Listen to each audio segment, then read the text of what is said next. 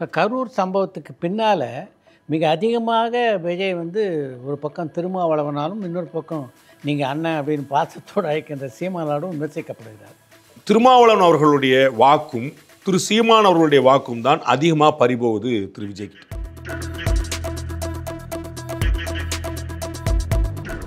பாட்டாளி மக்கள் கட்சியில் ஒரு பக்கம் ஐயா ராமதாஸ், இன்னொரு பக்கம் அன்புமணி ராமதாஸ்.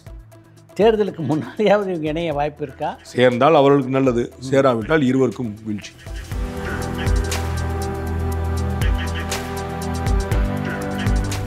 பாரதிய ஜனதா அதிமுக கூட்டணியில் விஜய் சேரும்போது திமுகவுக்கே மிகப்பெரிய பாதிப்பினை ஏற்படுத்தும்னு சொல்கிறீங்க. அப்படின்னா மற்ற கட்சிகள்லாம்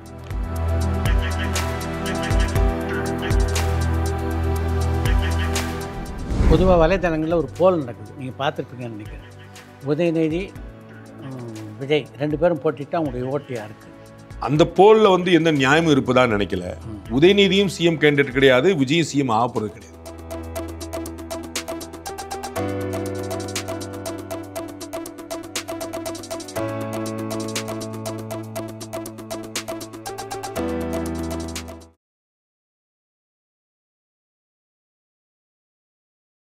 இப்போ 2026 தேர்தலை சந்திக்கின்ற வரையிலே இது மாதிரி அரசியல்வாதிகள் சினிமாக்காரங்க யாரையும் சேர்த்துக்க மாட்டாங்க அப்படின்னு தான் நினைக்கிறீங்க? எல்லாத்தையும் சேர்த்துப்பாரு டிசம்பர் அல்லது ஜனவரியில். ஒரு பேச்சுக்கு ரஜினிகாந்த் அவர்கள் சேரான்னு வச்சுக்கோங்க, சும்மா ஒரு உதாரணத்துக்கு.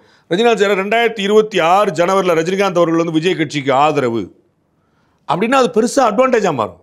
உங்களுக்கு புரியுங்களா? அதனால வந்து அவங்க வந்து அந்நேரம் சேர்றாங்கன்னு நியூஸாக மாறும்.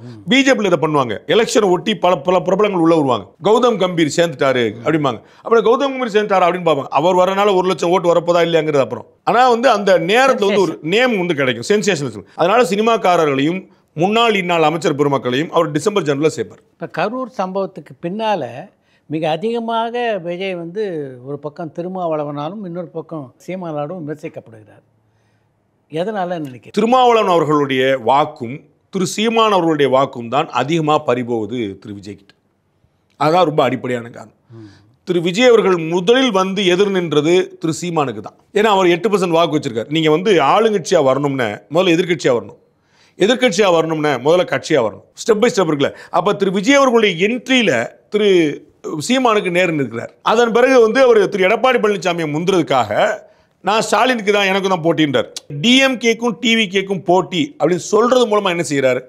ஏடிஎம்கே சீனில் கிடையாது, நானும் அவங்க தான் சொல்லுவேன். ஸோ 2ஆம் இடத்துக்கு வர பார்க்குறாரு. ஆட்சிக்கு வந்தாருன்னா நான் மட்டும் தான் வேறு கிடையாது. But this is the step. அதனால முதல்ல அவர் வந்து சவால் விட்டது வந்து திரு சீமானுக்கு. அதனால அவர் இந்த பக்கம் முடிக்கிறார்.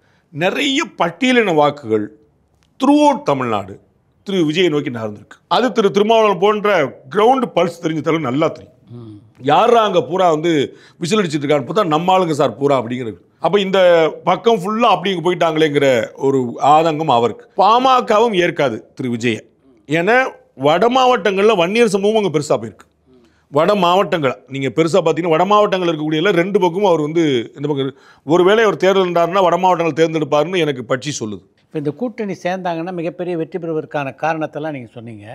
இதுக்கு இன்னொரு பார்வை இருக்குது. அவங்க என்ன நினைக்கிறாங்கன்னா, ஒருவேளை விஜய் இந்த பக்கம் சேர்ந்துட்டாருன்னா சிறுபான்மையினுடைய ஓட்டு இருக்க மொத்தமாக திமுக பக்கம் தான் போமே தவிர அவங்களுக்கு போகாது.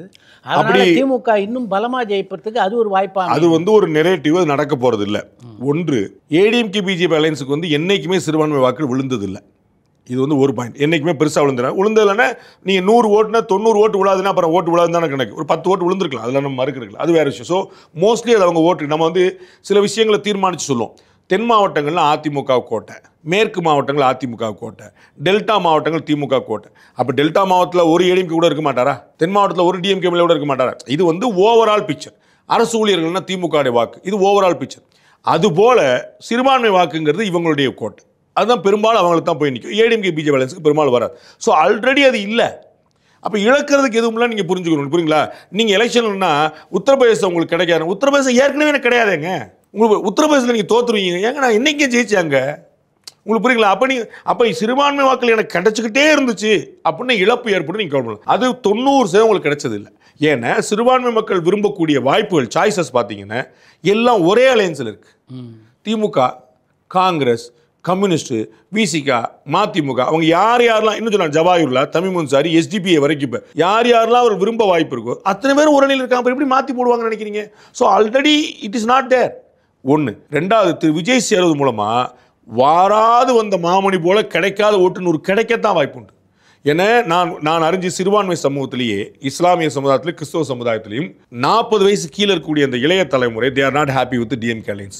அவர்கள் நம்மை வாக்கு வங்கியிலாக அவர்கள் பயன்படுத்துகிறாங்க. எஸ்டிபிங்கிற கட்சி ஏன் உருவாகணும்னு யோசிக்கணும். மனிதநேய மக்கள் கட்சி ஏன் உருவாச்சுன்னு யோசிக்கணும். இந்திய யூனியன் முஸ்லீம் லீக், தமிழ்நாடு முஸ்லீம் லீக்லாம் ஏற்கனவே இருக்குதே. அவங்களாம் திமுக கூட இருக்காங்களே. ட்ரெடிஷனல் கட்சி, ஆண்டாண்டு காலமாக இருக்கக்கூடிய கட்சி. அந்த கட்சிகள் இருக்கும்போது இந்த புதிய கட்சிகளுக்கான தேவை என்ன? ஏன்னா அவங்க நினைக்கிறாங்க திமுக நம்ம சாட்டிஸ்ஃபை பண்ணலை, இவங்களுக்கு இன்சிடென்ட்லி இவங்க ஏடிஎம்கே பிஜேபி சேர்ந்தனால இவங்களால இங்கே வர முடியல. ஸோ நிர்பந்தத்தின் காரணமாக தான் அங்கே இருக்கிறாங்க, விருப்பத்தின் காரணமாக இல்லை. கட்டாய திருமணம். உங்களுக்கு புரியுங்களா? அப்போ திரு விஜய் வர்றாரு அப்படின்னு சொல்லி சொன்னால், விஜய் ஏடிஎம்கே பிஜேபி சொன்னால் அவருக்காக கன்சிடர் பண்ணி இப்போ நீங்கள் வந்து வாக்களிக்கிற முறை நம்ம பார்ப்போம். ஒன்று, நீங்கள் முதலமைச்சர் கேண்டிடேட்டை பார்த்து வாக்களிப்பீங்க. நம்ம வந்து எடப்பாடி பழனிசாமி தான்ப்பா ஆட்சிக்கு வரணும், ஸ்டாலின் தான்ப்பா நல்லா ஆட்சி பண்ணுறாருன்னு ஒன்று கீழே நம்ம கேண்டிடேட்டில் ஒருத்தர் பெரிய சல்லி ஒருத்தர் நிற்பார். நம்ம விரும்புகிற கட்சியாக இருக்கும், ஆனால் கேண்டிடேட் ரொம்ப மோசமான கேண்டிடேட்டாக இருக்கும். அப்போ நமக்கு வந்து மனசாட்சி உறுத்தி அங்கே பார்க்குறதா இங்கே பார்க்குறதா ஒரு கேள்வி. அதை மாதிரி உங்களுக்கு வந்து டிஎம்கே வேண்டாம் அப்படின்னு நினைக்கிறவங்க, டிஎம்கே சாட்டிஸ்ஃபை பண்ணலாம்னு நினைக்கிறவங்க விஜயை பார்க்க வாய்ப்பு உண்டு. அதனால ஒரு 4-5 ஓட்டு நான் விஜய் வந்து அள்ளிட்டு வந்துருவான்னு சொல்ல, விஜய் தனித்து போட்டிட்டாருன்னா திமுகவுக்கு பேரிழப்பு. சிறுபான்மை வாக்குகளில், இஸ்லாமிய வாக்குகளில் 20-30% போயிடும். இஸ்லாமிய வாக்குகளில் 30% அவருக்கு போயிடும். கிறிஸ்தவ வாக்குகளில் 50% அவருக்கு போயிடும். அது தனித்து போட்டிட்டார். இது இங்கே வரான்னு வச்சுக்கோங்க, மொத்தமாக சேர்த்து ஒரு 20% வந்துடும். அதாவது சிறுபான்மை வாக்குகளில் 100 வச்சிங்கன்னா அதில் 20 இங்கே வந்துடும். ஸோ அது வந்து ஏடிஎம்கே பிஜேபி அட்வான்டேஜ் தானே. அது இல்லாட்டாலும் அட்வான்டேஜுங்கிறது செப்பரேட். அதுவே சேர்ந்து வரும்னு நான் நினைக்கிறேன். பொதுவாக வலைதளங்களில் ஒரு போல் நடக்குது, நீங்கள் பார்த்துருப்பீங்கன்னு நினைக்கிறேன். உதயநிதி, விஜய் 2 பேரும் போட்டிட்டு அவங்களுடைய ஓட்டு யாருக்குன்னு. அந்த போலில் வந்து எந்த நியாயமும் இருப்பதான்னு நினைக்கல. உதயநிதியும் சிஎம் கேண்டிடேட் கிடையாது, விஜயும் சிஎம் ஆக போகிறது கிடையாது. அப்போ இங்கே போல் வைக்கிறது வந்து இது நெரேட்டிவோட வெளிப்பாடு. போல் வைக்கிறது வந்து எடப்பாடி பழனிசாமியும் ஸ்டாலின் தான் வச்சிருக்கணும். இது வந்து இது ஒரு நெரேட்டிவ், ஜாலியாக வந்து பொழுது போகாமல் வைக்கிறது. உதயநிதி ஸ்டாலின் முதலமைச்சர் கேண்டிடேட்டா? ஸ்டாலின் அவர்கள் திடமாத்திரா இல்லையா? அவர் வந்து திமுக தலைவர் இல்லையா? அப்போ உதயநிதி எங்கே வந்தார்? முதலமைச்சர் கேண்டிடேட் இல்லை அவர், முதலமைச்சர் ஆக போகிறது இல்லை இவர். போட்டி இவங்க 2 பேரும் சொன்னால் அது வந்து இந்த சினிமாவில் நீங்கள் உங்களுக்கு ஏதாவது உங்களுக்கு வச்சுக்கிட்டு நீங்கள் பண்ணுறதுக்கு அதுக்கு இங்கே இது பண்ணணும். அதில் போட்டி வந்து திரு எடப்பாடி பழனிசாமிக்கும் திரு ஸ்டாலினுக்கும் தான். போல் வச்சாலே அப்படி தான் வைக்கணும். பொதுவாக பல விமர்சனங்கள் இருந்தாலும் இன்றைக்கி தமிழ்நாட்டில் பார்த்திங்கன்னா எல்லா கட்சியிலையும் ஒரு கோஷ்டி பூசல் ஒரு பக்கம் இருக்குது, இன்னொரு பக்கம் உள்கட்சி பூசல் இருக்குது. இந்த மதிமுக எடுத்துக்கங்க, அதிமுக எடுத்துக்கங்க, பாட்டாளி மக்கள் கட்சி, இதையெல்லாம் தாண்டி திமுக மட்டும் வலுவாக செயல்படுது. அதை எப்படி பார்க்குறீங்க நீங்கள்? திமுக வந்து எப்பயுமே தன்னுடைய தொண்டர்களை, நிர்வாகிகளை நல்லா கவனிச்சுக்கணும். அவங்க வந்து எப்பயுமே they will always keep them happy. மாவட்ட செயலாளர்கள் தான் அங்கே வந்து தளபதிகள். அவர்களுடைய விஷயங்கள் இல்லாமல் எதுவும் நடக்காது. ஒரு பெரிய நடிகர் திமுகவில் வந்து இருந்தார். அப்போ வந்து ஒரு மாவட்ட செயலாளர்கிட்ட சொல்லாமல் அந்த பகுதிக்கு போயிட்டார். அப்புறம் போயிட்டு ஃப்ரீ டைம் கிடைக்குதுங்கும் போது, ஏன்னா நான் உங்கள் ஊர் தான் வந்திருக்கேன், நான் வரவா வந்து பார்க்குவான்னு கேட்குறாரு. அந்த மாவட்ட செயலாளர் வந்து அவமரியாதையாக ஃபோனை வச்சுட்டார். இவர் வந்து என்னங்க அப்படின்னு சொல்லி கேட்குறாரு. அவர்கிட்ட சொல்லிட்டு போலையா நீ அப்படின்னு. இல்லைண்ணே நானே சொல்லிட்டு தான்ப்பா போவேன்னு கலைஞர் சொல்லார். அந்த இடத்துல அவங்க நிற்பாங்க. அப்போ வந்து இவர் வந்து கலைஞர்கிட்ட போட்டு கொடுத்துருவாரோ அப்படின்னோ, கலைஞர் ஃபோன் பண்ணியாப்பா அவர் அப்படி பேசினியாமே, ஒரு பெரிய மனுஷன் எப்படி நடத்தணும் தெரியாது அவனுக்கு அப்படின்னு அவரை திட்டியிருந்தாருன்னா அது வேறு மாதிரி இருக்கும். அவர் என்ன கேட்குறாரு, ஐயோ அவர்கிட்ட நீ சொல்லாமல் போயிட்டியா, நீ சொல்லியிருக்கணுமே, அவர் மாவட்டத்துக்கு போகிறல. அப்படி வந்து அவங்க வந்து நிர்வாகிகளை வளர்த்துருப்பாங்க. அப்போ ஒவ்வொரு இடத்துக்கும் ஒவ்வொருத்தர் ஜாம்பான மாறாங்க.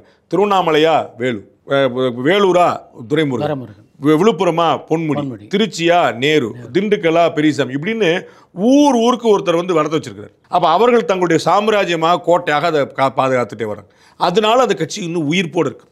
பட் அவர்களுடைய they lost there vote bank அது வந்து குறைஞ்சிக்கிட்டே வருது. அது வந்து கண்கூட நீங்கள் வேற ஒரு நம்பர் மட்டும் எடுத்து போட்டால் போதும். 2019, 21, 24 3 தேர்தலில் திமுக ஒரே கூட்டணி, சரிங்களா?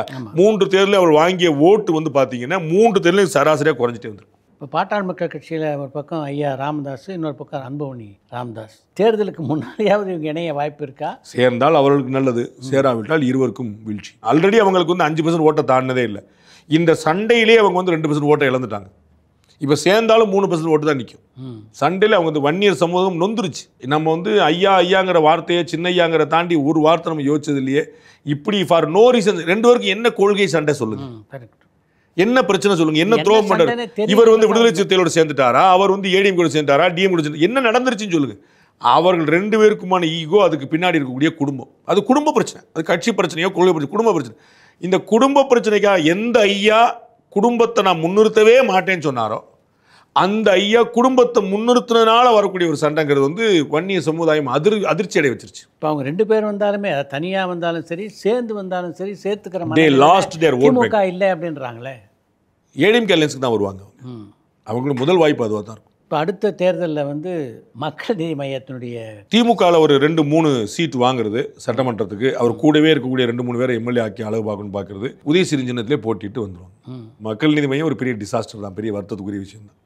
அவர் அந்த லட்சியத்தை தொடர்ந்து போகிறதுக்கான வாய்ப்புகள் கிடைக்கல. உள்ளரங்க கூட்டத்தில் அவருடைய கட்சி தலைமையில் தான் மொத்த கூட்டமே நடக்குது. ஒரு கல்யாண மண்டபம் கூட கிடையாது. நீங்கள் வந்து விஜய்கிட்ட என்ன பிரச்சனை? இப்போ 27,000 பேர் கூடிருச்சுப்பா, 40 பேர் செத்து போயிட்டாங்கன்னா கூட்டம் அதிகங்கிறது பிரச்சனை. அந்த அந்த பிரச்சனையை புரியுது அவங்களுக்கு. அதிகமான கூட்டம் வந்துருச்சுங்கிற பிரச்சனை. ஆனால் அண்ணன் கமல்ஹாசன் அவர்கள் வந்து மூத்த முன்னோடி, அவர் வந்து ஆழ்வார்பேட்டைக்குள்ளே அவருடைய ஆஃபீஸிலே கூட்டம் நடத்துகிறார். எங்கே மிஸ் பண்ணார் அப்படின்னு நினைக்கிறீங்க நீங்கள்? அவர் இலக்கையே மிஸ் பண்ணிட்டாரு. மகேந்திரன் உள்ளிட்ட 2வது 3வது கட்ட தலைவர்கள் நகர்ந்த போதே அவர் இந்த வாய்ப்பை தவறு விட்டார். அவர் கட்சி வேற, சினிமா வேறங்க, அது அவருக்கு தெரியும். 1000 பேர் சொல்லியிருப்பாங்க, அதில் நானும் ஒருத்தராக சொன்னேன் அவர்கிட்ட. இது வந்து நமக்கு அரசியல் சரி வராதுண்ணே, நீங்கள் வந்து ஆர்எஸ்எஸ் மாதிரி, பெரியார் மாதிரி, மக்கள் சக்தி இயக்கம் மாதிரி இது சரியாக இருக்கும் உங்களுக்கு. நீங்கள் வந்து ஒரு திங்க் டேங்க், நீங்கள் ஏற்புடையதை சொல்லணும்னு நினைக்க மாட்டீங்க. நான் சொல்கிறத சொல்லிடுவேன், 10 வருஷம் கழிச்சு நீ ஏற்ப. இந்த ஓடிடிக்கெல்லாம் அவர் வந்து முன்னாடியே சண்டை போட்டவர். ரொம்ப ஒரு தமிழ் திரையுலகம் வந்து அவரை எதிர்த்து தனியாளாக எடுத்து சண்டை போட்டது. ஒட்டுமொத்த திரையுலகம் ஒரு திசையில், திரு கமல்ஹாசன் ஒரு திசையில் இருந்தார். ஓடிடிக்கு அவர் ஆதரிச்சிருந்தாரு. திரையுலகம் எதிர்த்து இன்னைக்கு ஓடிடியில் எல்லா ப்ரொடியூசரும் போய் நீங்கள் தான் போய் முதல்ல ரிலீஸே பண்ணுறீங்க. ஓடிடி எவ்வளோ சேல்ஸ் ஆயிருக்குங்கிற பொறுத்து அடுத்து போகிறீங்க. அது ஒரு பெரிய வியாபார வாய்ப்பாக. இதை ரொம்ப முன்னாடியே கண்டறிந்தவர் கமல்ஹாசன். ஆனால் அன்னைக்கு அவர் எதிர்த்தது. அதுதான் நான் அவர்கிட்ட சொன்னேன். தனிப்பட்ட முறையில் நான் சொல்லும்போது, அண்ணே உங்களுக்கு வந்து நீங்கள் அறிவார்ந்து இயங்குறவர். அரசியல் என்பது உணர்ச்சிகரமாக இயங்கக்கூடியது. நீங்கள் இந்த இடத்துல நீங்கள் வந்து எம்எஸ் உதயமூர்த்தி செயல்பட்ட மாதிரி, ஆர்எஸ்எஸ் செயல்பட்ட மாதிரி. நான் இவ்வளோ எளிமையான கேள்வி சார். பெரியாரை கமல் ரொம்ப ஃபாலோ பண்ணுறார். பெரியார் ஏங்க கட்சி ஆரம்பிக்கல? கட்சி ஆரம்பிச்ச திமுக ஏங்க திட்டினாரு? ஏன்னா அவர் அறிவார்ந்து இயங்குறவங்களுக்கு ஓட்டு கிடையாது, அவ்வளோதான். இது நமக்கு ஒத்து வராது. ஆர்எஸ்எஸ் ஏங்க கட்சி ஆரம்பிக்கல? தனியாக எம்பி ஆர்எஸ்எஸ் ஒரு கட்சியாக இருக்கலாம்ல. ஆர்எஸ் ஒரு கட்சியை கிளப்பி விட்டு நீ போன்னு சொல்லி போகிறதுக்கு நானே ஒரு கட்சி சொல்லியிருக்கலாம்ல. மோகன் பாகவத் பிரதமராக இருக்கலாம்ல. அவங்களுடைய பாலிசி வந்து எல்லாருக்கும் ஏற்புடையதாக இருக்காது. அப்போ அதில் முரண்கள் இருக்கும். ஆனால் அரசியலில் வந்து உங்களுக்கு விட்டு கொடுத்தல், சமரசம், ராஜதந்திரம், வியூகம், விவேகம்னு 150 வேணும். அப்போ அது தனி வீங்க. அப்போ நான் ஆர்எஸ்எஸ் வேறு, பிஜேபி வேறு, நீ வச்சுக்கோ. அதுதான் திரு கமலுக்கு பொருந்தி இருக்கும். அவர் வந்து அவர் அடிப்படையில் ஒரு அரசியல்வாதி கிடையாது. அதனால அவர் வந்து அவர் என்ன காரணத்துக்கு ஆரம்பித்தார்னு தெரியல. ரஜினி அவர்கள் கட்சி ஆரம்பிக்க போகிறேன்னு சொன்ன பிறகு ஆரம்பித்தார். உங்களுக்கு புரியல? ரஜினி அவர்கள் சொன்ன பிறகு ஆரம்பித்தார். ஒருவேளை கமலுக்கு ரஜினிக்கு முன்னாடி சொல்லியிருந்தாருன்னா ரஜினியை ஆதரிச்சிருந்திருப்பார். ஐயோ ஏன்னா அவருக்கு தெரியும்ல அவருக்கு என்ன விமர்சனம்லாம் அவர் ரஜினிக்கு. அண்ட் ரஜினி வந்து கமலை மதிக்கக்கூடியவர். 2 பேருக்கும் பர்சனலாக நல்ல ரேப்போர்ட் இருக்கு. அப்போ வந்து அவங்க அழகாக வந்து செஞ்சுருக்கலாம். அவர் அந்த இலக்கிய தவற விட்டார்னு நினைக்கிறேன். இப்போ தேமுதிக எதை நோக்கி பயணிக்குதுன்னு நினைக்கிறீங்க? இப்போ கட்சியை காப்பாற்றுறது நோக்கி அவங்களுக்கு இப்போ இம்மிடியட்டாக ஒரு வெற்றி தேவைப்படுது. அது ஏதாவது முரசு சின்னம் இந்த மாதிரி ஏதாவது ஒன்று கிடச்சி நின்று போட்டிட்டாங்கன்னா அதில் பெரிய கௌரவமாக இருக்கும். அது வந்து கேப்டன் அவர்கள் இல்லாத தருணத்தில் அண்ணியும் 2 பிள்ளைகளும் வந்து கடுமையாக போராடி, அந்த சுதீசனை உட்பட எல்லோரும் போராடிட்டு இருக்காங்க. ஒரு 4-5 எம்எல்ஏ சீட் அவங்க ஜெயிச்சுட்டு வந்தாங்கன்னா அவங்களுக்கு வந்து ஒரு பித்தொழிச்சியாக இருக்கும். பாரதிய ஜனதா அதிமுக கூட்டணியில் விஜய் சேரும்போது திமுகவுக்கே மிகப்பெரிய பாதிப்பு நீங்கள் ஏற்படுத்தும்னு சொல்கிறீங்க. அப்படின்னா மற்ற கட்சிகள்லாம் யாரெல்லாம் சேர வாய்ப்பு இருக்குன்னு யோசிப்போம். பாமக, தேமுதிக உள்ளே வந்துடுவாங்க. அம்மா மக்கள் முன்னேற்ற கழகம் வரலாம் லேட்டாக. அதில் ஒன்றும் பிரச்சனை கிடையாது. ஆளுக்கு ஒரு 5 சீட் வச்சுக்கோ. சும்மா ஒரு பேச்சு கூட நம்ம கொடுக்கலாம். நம்ம வந்து அவங்க பிரிச்சுக்க வேண்டியது. எவ்வளோ சீட் யார் பிரிக்க போகிறோம்? நான் சும்மா ஒரு ரஃப் கணக்காக சும்மா ஆளுக்கு ஒரு 5 எம்எல்ஏ ஆயிடுவாங்க. 5 போட்டினா 5 எம்எல்ஏ ஆயிடுவாங்க. அதனால் வந்து ஒரு பிரச்சனை கிடையாது. அவங்களுக்கு ஒரு எழுச்சி தான் அது. ஏன்னா வலுவான அணியில் போட்டிடும்போது நான் உங்களுக்கு சொல்லலை, கம்யூனிஸ்ட் கட்சி தனியாக போட்டால் ஒரு எம்எல்ஏ வாங்க முடியாது. இன்னைக்கு 2 எம்எல்ஏக்கள் வச்சுருக்காங்கல்ல, 2 எம்பிக்கள் வச்சுருக்காங்கல்ல. தமிழ்நாட்டில் எந்த தொகுதியில் அவன் எம்பி ஆக முடியும் சொல்லுங்கள்? ஒரு தொகுதியில் எம்பி ஆக முடியாது, 39 தொகுதியில். ஆனால் 2 எம்பி வச்சுருக்காங்கல்ல. எப்படி இந்த வெற்றி சாத்தியமாச்சு? கூட்டணினால சாத்தியமாச்சு. அதனால பாமகவோ தேமுதிகவோ அண்ணன் டிடி உட்பட மற்ற பெருமக்களோ அவங்கெல்லாம் போட்டிட்டாங்கன்னா அவர்கள் வெற்றி உத்தரவாதப்படும். இந்த அணி ஸ்ட்ராங் ஆயிரும்ல. ரொம்ப நன்றி.